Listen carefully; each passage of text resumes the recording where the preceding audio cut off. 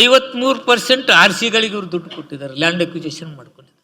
ಬರೀ ಒಂದು 30,000 ಕೋಟಿ, ಭಾಳ ಅಂದರೆ 28ರಿಂದ 29,000 ಕೋಟಿ ರೂಪಾಯಿ ಲ್ಯಾಂಡ್ ಅಕ್ವಿಜೇಷನ್ಗೆ ಹೋಗುತ್ತೆ. ಅದನ್ನು ಪ್ರಯಾರಿಟಿ ಮೇಲೆ ತೊಗೊಂಡಿದ್ರೆ ಇವತ್ತು ಈ ಪ್ರಾಜೆಕ್ಟೇ ಮುಗಿದೋಗಿರ್ತಿತ್ತು. ನಾನು ಮೊನ್ನೆ ತಾನೇ ರಿವ್ಯೂ ಮಾಡ್ತಾ ಇದ್ದೆ. ಹುನಗುಂದಲ್ಲಿ ಸರ್ ನಾವು ಶೌಚಾಲಯ ಕಟ್ಟಕತ್ತಿದ್ದೀವಿ, ಸ್ಕೂಲ್ ಬಿಲ್ಡಿಂಗ್ ಕಟ್ಟಕತ್ತಿದ್ದೀವಿ, ಸಮುದಾಯ ಭವನ ಕಟ್ಟಕತ್ತಿದ್ದೀವಿ ಅಂತ ಹೇಳಿದರು. ಎಲ್ಲಪ್ಪ ಎಷ್ಟು ಕಟ್ಟಕತ್ತೀವಿ ಏನು ಅಂತಂದೆ. ಎಷ್ಟು ಜನ ಆಧಾರಲ್ಲಿ ಅಂತ ಯಾರೂ ಬಂದಿಲ್ಲ ಸರ್. ಲ್ಯಾಂಡ್ ಅಕ್ವಿಜೇಷನ್ ಆಗಿ ಎಷ್ಟು ದಿವಸ ಆಯಿತು? 20 ವರ್ಷ. ಎಲ್ಲೋ ಬರೋದು ಜಾಗದ ಸ್ಕೂಲ್ ಬಿಲ್ಡಿಂಗು, ಶೌಚಾಲಯ, ಈ ರೀತಿ ಹಲವಾರು ವಿಚಾರಗಳಿಗೆ ಕೆಲವು ದುರುಪಯೋಗಗಳು ಆಗ್ತಿದ್ದಾವೆ.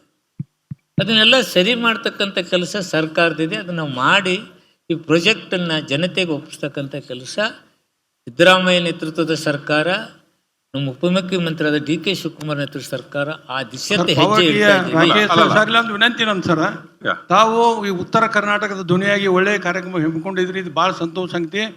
ನಂದು ತಮ್ಮಲ್ಲಿ ಏನು ಪರ್ಸನಲ್ ವಿನಂತಿ ಅಂದ್ರೆ, ಈ ಮಾನ್ಯ ಸಚಿವರುಗಳು ಅವ್ರ ಬಗ್ಗೆ ಗೌರವ ಇದೆ ನಮಗೆಲ್ಲರೂ.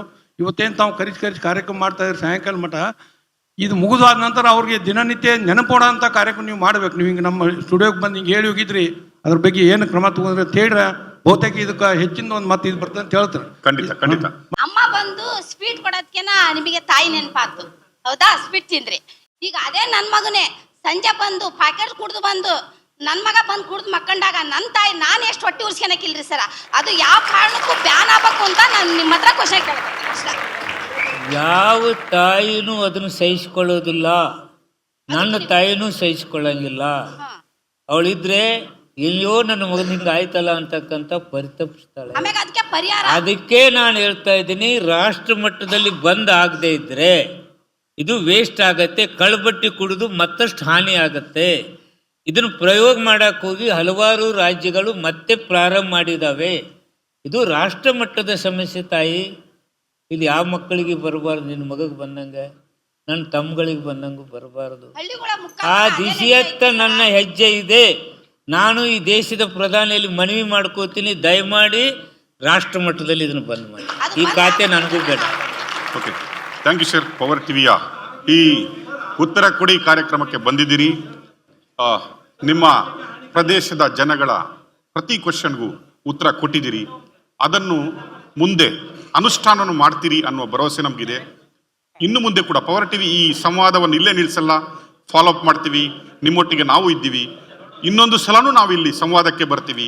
ಪ್ರತಿ ಸಲ ನಿಮ್ಮನ್ನು ಕ್ವಶನ್ ಮಾಡ್ತಾನೆ ಇರ್ತೀವಿ. ಉತ್ತರ ಕರ್ನಾಟಕದ ಜನತೆಯೊಂದಿಗೆ ಅನುಷ್ಠಾನ ಮಾಡ್ತೀರಿ ಅನ್ನುವ ಭರವಸೆಯೊಂದಿಗೆ ಈ ಕಾರ್ಯಕ್ರಮಕ್ಕೆ ಬಂದಿದ್ದಕ್ಕೆ ಪವರ್ ಟಿವಿ ಮತ್ತು ನಮ್ಮ ಬಳಗದಿಂದ ನಿಮಗೆ ಧನ್ಯವಾದ. ಸರ್, ನಿಮಗೆ ನಾನು ವಿಶೇಷವಾದ ಅಭಿನಂದನೆ ಹೇಳ್ತೀನಿ. ಕಾರಣ ಏನಂದರೆ, ಈ ಗ್ಯಾಪ್ ಇರುತ್ತೆ ನಮಗೂ ಜನಪ್ರತಿನಿಧಿಗಳಾದಂಥವ್ರಿಗೆ, ಜನರಿಗೆ, ರೈತರಿಗೆ. ಸರ್ಕಾರಗಳು ಏನು ಮಾಡ್ತವೆ ಅನ್ನೋದು ಕೆಲವು ಟೈಮ ಎಲ್ಲೋ ಒಂದು ಕಡೆ ಪೇಪರು ಮೀಡಿಯಾದಾಗ ಬಂದದ್ದೇ ಸತ್ಯ ಅಂತಕ್ಕಂಥದ್ದು ಇರುತ್ತೆ. ಕೆಲವು ಸುಳ್ಳು ಸುದ್ದಿಗಳು ಹಬ್ಬಿ ಹೋಗಿಬಿಡ್ತವೆ. ಸರಿ, ನೀವು ಹಿಂಗೆ ಕಂಡು ಬಂದಿದೆ, ತಿಳಿದು ಬಂದಿದೆ, ಇಷ್ಟು ಕೋಟಿಗಳು ಅಲ್ಲಿ ವ್ಯವಹಾರ ಆಯ್ತು, ಇಲ್ಲಿ ವ್ಯವಹಾರ ಆಯ್ತು ಅಂತಕ್ಕಂಥದ್ದು ನಾನು ಕೇಳಿದ್ದೇನೆ. ಅದ್ರ ಜೊತೆಗೆ ಎಲ್ಲೋ ಒಂದು ಸಮಸ್ಯೆಗಳ ಗಂಭೀರತೆ ಎತ್ತರಕ್ಕೆ ಹೋಗಿರುತ್ತೆ. ಸರ್ಕಾರಗಳಿಗೆ ತೆಗೆದುಕೊಂಡಂಥ ಕ್ರಮಗಳು ಅವ್ರಿಗೆ ಮುಟ್ಟೋದಿಲ್ಲ. ಆದರೆ ನೀವು ನಮ್ಮ ಜನರನ್ನ ಎದುರು ಬದ್ರು ಕುಂದಿರಿಸ್ಕೊಂಡು ಹೇಳಿ ಕೇಳಿ ಅಂತ ಅದ್ಭುತವಾದದ್ದು ನೋಡಿ. ಉತ್ತರ ಕೊಡಿ ಸರ್ಕಾರ ಹೇಳೋರು ನಮ್ಮನ್ನ ಆರಿಸಿ ಕಳಿಸಿದಂಥ ಜನರು ಅಲ್ಲಿ ನಮ್ಮನ್ನು ಕುಂದಿರಿಸ್ಕೊಂಡು ನಮ್ಮ ಉತ್ತರ ಕೇಳ್ಸಕ್ಕೆ ಎತ್ತಿದಿರಲ್ಲ, ನಿಮಗೆ ಪವರ್ ಟಿವಿಯವ್ರಿಗೆ ವಿಶೇಷವಾದ ಅಭಿನಂದನೆ. ನಾನು ಹೇಳಿದ್ದೀನಿ, ಅದರಂತೆ ನಡ್ಕೊಳ್ತೀವಿ ನಮ್ಮ ಸರ್ಕಾರ.